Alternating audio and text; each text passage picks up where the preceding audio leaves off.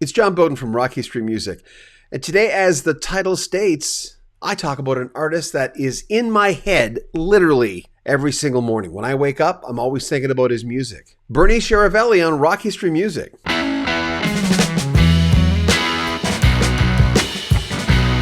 I know it's cool for some people to say new music sucks.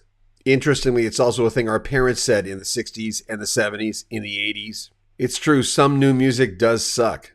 But if you look, and you don't have to look far, you'll discover new people all the time. A few months ago, someone sent me a piece of music by Bernie Charavelli.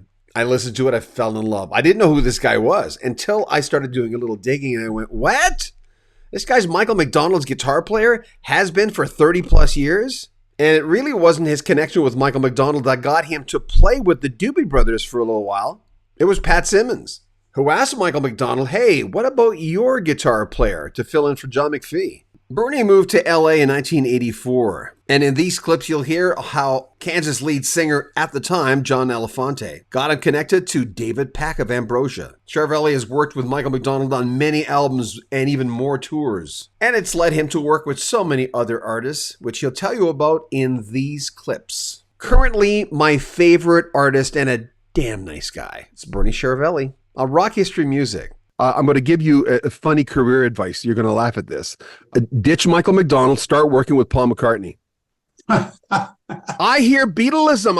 I know the story. I've heard you talk about the story, how your dad said those guys can't sing in the beginning and eventually became a fan. I was watching that interview. But I know the story, but I see, I'm going to talk about certain songs here. I hear it in there. And it's, if the Beatles, I know you're going to laugh at this. If the Beatles were releasing music today, I think a lot of it would have similar feels to what you're doing. I mean, you don't sound like the Beatles, but you're inspired by the Beatles. I love that. Well, thank you. I mean, my first inspiration is always the Beatles, and I think they shaped me growing up as a musician, and I still to this day put them above all else. So I take that as a compliment because I learned from them, basically. I learned from a lot of people, but those guys were on top always, and I'll always love them, always. So Paul McCartney gives you a phone call. Not that I have any influence on that. He's got a great band. I mean, he's got a couple great guitar players, and I met Ringo about 10 years ago. Through Steve Lukather. Steve invited me to a show, and I met Ringo, and there was a little joking going on backstage where Steve introduced me to Ringo and said, this is Bernie. He plays with Michael McDonald. And Ringo says to me, oh, you're looking for a gig? And I went, yeah. But he was joking, of course, to rib Steve. But it was kind of a cool chills up my spine, to be honest with you. I started listening to this album and I'm going, you're so on top of your game with this album. Like, I mean, you have this ability to come up with hooks, and I'm going, tell me about making that album. Well, most of it was done during COVID shut down. I actually, it was kind of a two-sided coin thing. It was like when COVID came, of course, everybody's life changed. And for a touring musician like myself, with Michael, it really changed because all of a sudden there was no work. But I've always been a songwriter, recording artist first. I mean, I'm a guitar player and I do it and I love it. But I've always been, number one, songwriting and recording has always been my top priority. So being home a lot and just sort of forced me to write. Yeah. I was actually introduced to Michael by a friend of mine, Ed Simeon, who's a keyboard technician. I worked for Toto, and Michael's worked for Stevie Wonder. He introduced me to Mike, but David Pack was a guitar player at the time. David was in Mike's band for about a year and a half, 2 years. But then David wanted to go off and pursue his solo thing. I met David through John Elefante, who was the lead singer of Kansas at the time. And John saw us in a club in a band I was in Southern California. And he really liked us. And so he told David about us and said, "You got to check out this one guy. I really like his songs." And David checked out my music, and sure enough, David called me and said, "Man, I really love your stuff. You need to be recording on better equipment." So David gave me an 8-track TAC recorder, just barely knew me. And to me, I'm forever in his debt for that. I mean, that was an amazing thing to do. And of course, I went to town on that thing and started, recording on it. And I was almost in David's band. David was going to put together a solo band, and I was very close to being in that band. But then this audition came up with Michael. Michael was looking for a guitar player to replace David. So David said, "Well, Bernie's really good. You should check him out." And I'll never forget the day I went to David's studio, and that's where they were holding the auditions. And Michael was there, and then his other keyboard player, Scott Plunkett, were there. And there was no drummer, no bass player. It was just me, Mike, Chuck, and Scott. We just sat in this room, and Mike started playing his tunes. And I studied the tape. I knew the songs really well. But one thing was I didn't know I'd be singing the top high harmonies. I'm usually more of a tenor, baritone range. So all of a sudden I was like, "Oh, you want me to sing up there?" So I did my best, but I thought I sucked. I thought I didn't do a very good job at it. I nailed the guitar parts and I nailed the vocals. Whenever I had to reach these high parts, I was like, "Oh, God." And Mike said to me right there, he goes, "Don't worry about it. You'll get it. You'll warm up to it." And next day he called me and said, "You got the gig." And sure enough, as time went on, I worked myself into those high falsetto parts and kind of learned a new way of singing with Mike. But we did one full band rehearsal and went to work. That was all I had. We went straight to, I think my first was in Ventura, California. We played an outdoor venue, and that was it. From then on, we rehearsed when we learned new stuff or something. But on the onset, one rehearsal, that was it. And Mike said to me, I remember the first day we went out to dinner after our first rehearsal. He goes, "Oh, by the way," he goes, "have you ever played a big stage before?" And I went, "Yeah, I have. We played quite a few of them." But he was all, "Oh, okay." About the dress code, there is none.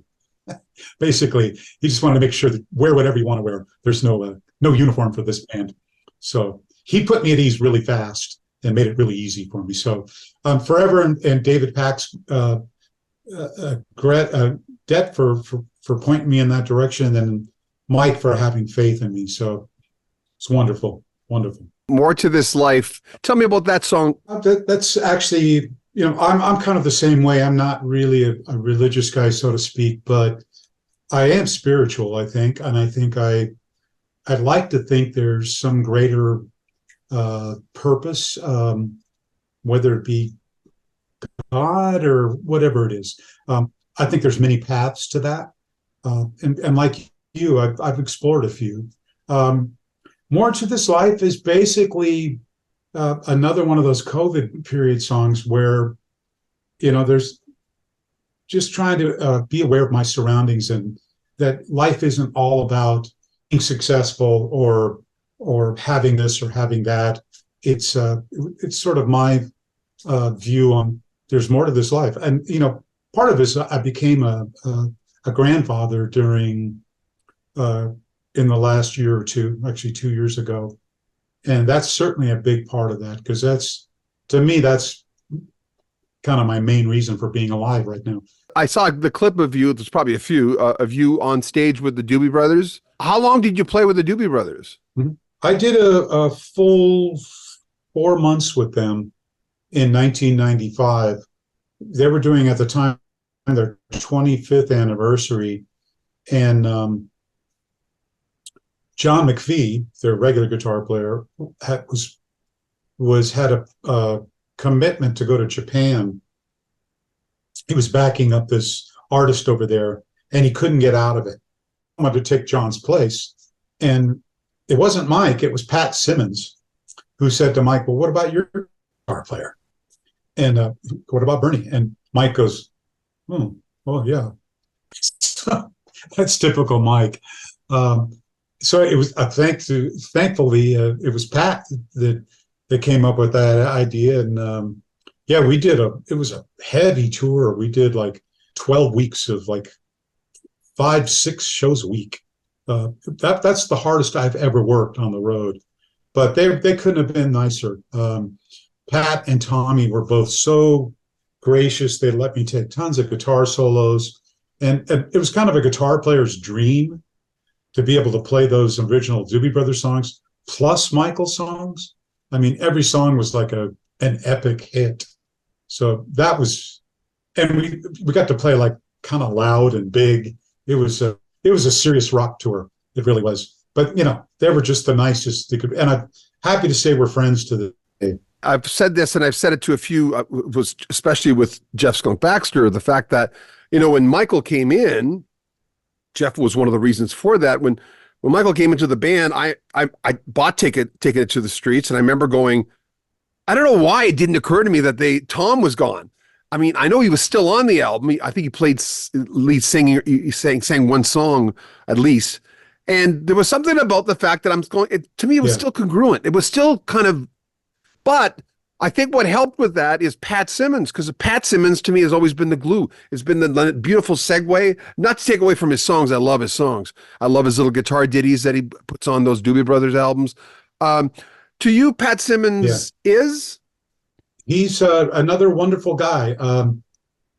He actually during I think it was right after we did the tour with the Doobies that I did, he called me to play on his solo album and had me playing a couple of things, and was trying to get songs out of me, and just really an encouraging, normal guy.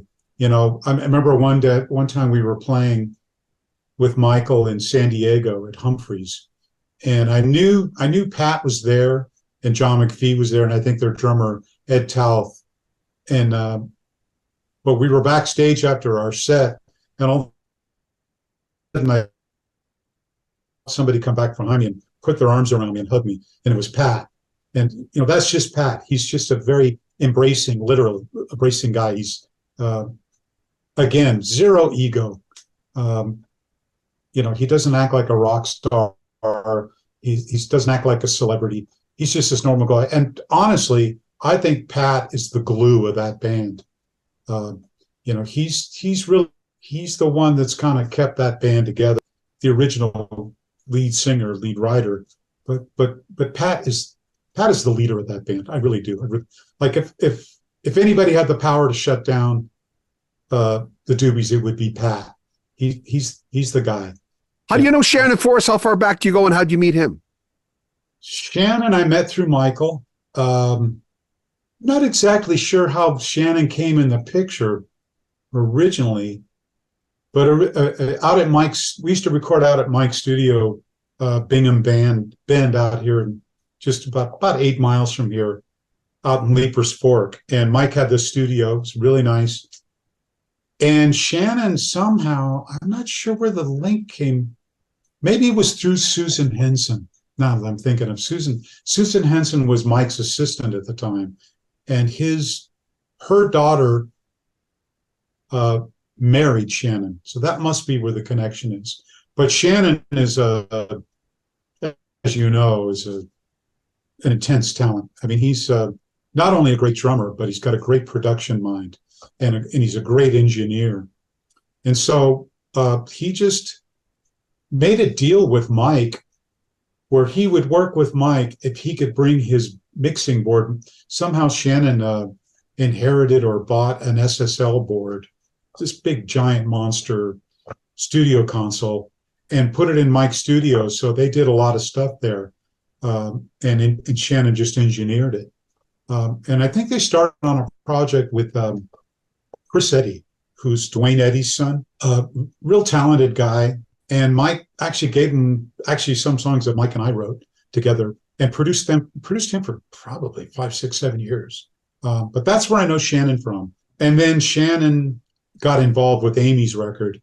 We did most of the record here at my studio, and Shannon added drums, and we brought in other players, and Shannon engineered and mixed the record. And then Shannon was in Mike's band for a while, so I played with Shannon there. I've known Shannon for a long, long time now, probably 20 years. And just couldn't be more grateful. And then he's played on some of my stuff, including a song on this recent album. He's the best. Hope you enjoyed that. One of my favorite artists that I've listened to in the last few years. Right now, my favorite artist, that's Bernie Charavelli. Links to his music in the description. And remember, when you buy an actual LP or a CD, it makes a bigger difference to an artist than streaming their music. Though they like it when you stream, they like it even more when you buy a physical CD or a physical LP. And remember, if you want to support the channel, there are links in the description where you can make a PayPal donation. We're trying to buy a better mic right now for our channel. Get early access to our videos on Patreon. And you can subscribe to our channel. Of course, comment on the videos, like the videos, share them on social media, and all the above. I'm John Beaudin. This is Rock History Music.